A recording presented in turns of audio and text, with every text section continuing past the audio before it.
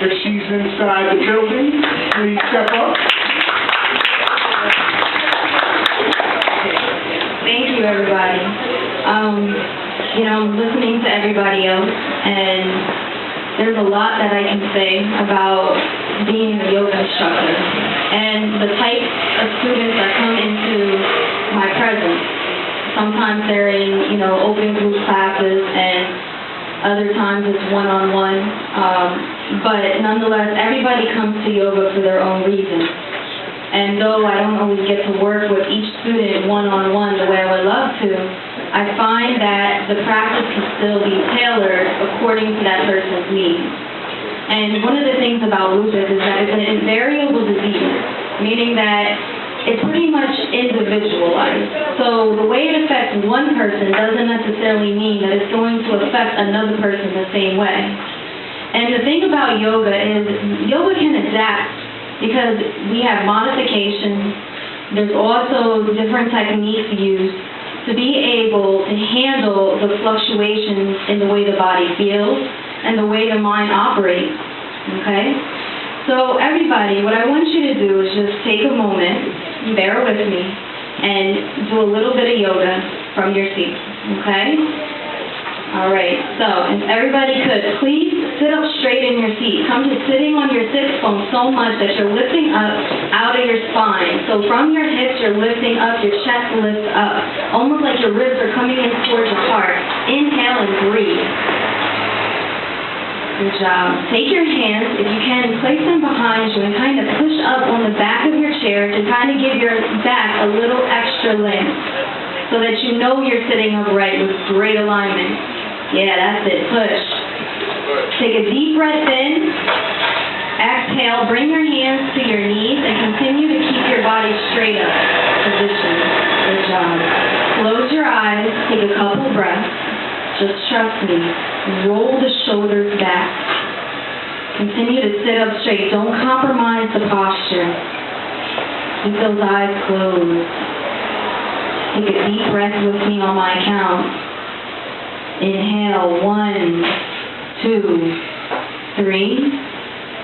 Exhale, 5, 4, 3, 2, 1. Again, inhale, 1, 2, 3.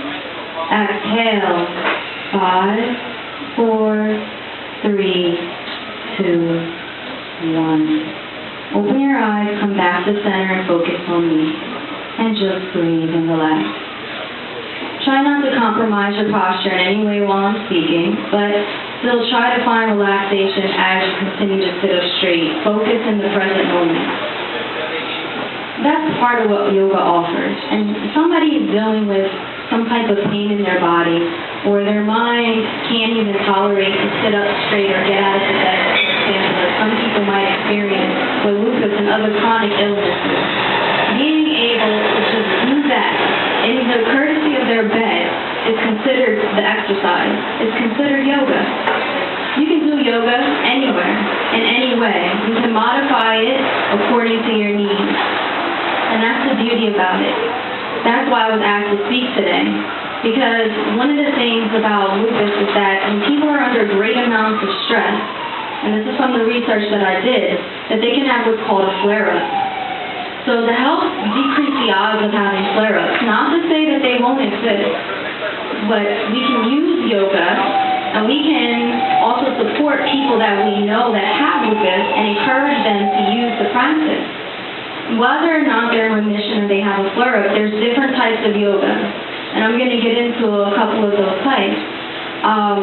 If you all want, there's inside your bags and on the table it says Fitness Yoga Works. That's my brochure. Inside, you'll see a bunch of different yoga postures. And on the top, there's a couple of links. Some of those links relate to if somebody's in remission, meaning that they're not experiencing a lot of the symptoms of lupus, not that they don't have lupus, they're just not experiencing those onset symptoms. And then there's another link for the flare-up. What's good for remission is two types of yoga. Vinyasa and also vinyasa. So the way vinyasa yoga is, it's a flow type of yoga. And it keeps the person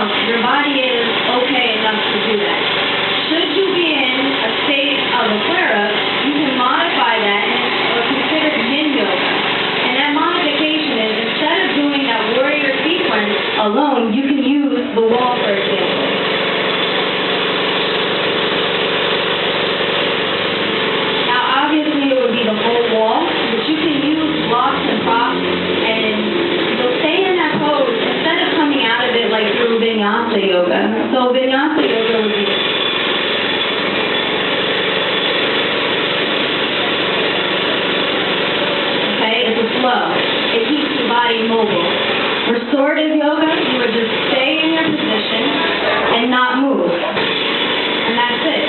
For maybe 10 minutes, 5-10 minutes to where the body is comfortable. You can even put your legs up against the wall and keep your back body down on the ground. Close the eyes, go through the breathing sequences, and that's considered restorative yoga. You can do yoga in a chair and just take your time with it, and if you're in a mid-stage range, you can kind of utilize that to adapt to your body. Now, the reason why I mention all these modifications is that every day our human bodies feel different, regardless if you have a chronic illness or not. And because of lupus being misdiagnosed, so many times, and people may be being under enormous amounts of stress because of the society that we live in. As you can hear, it is normal, nothing new.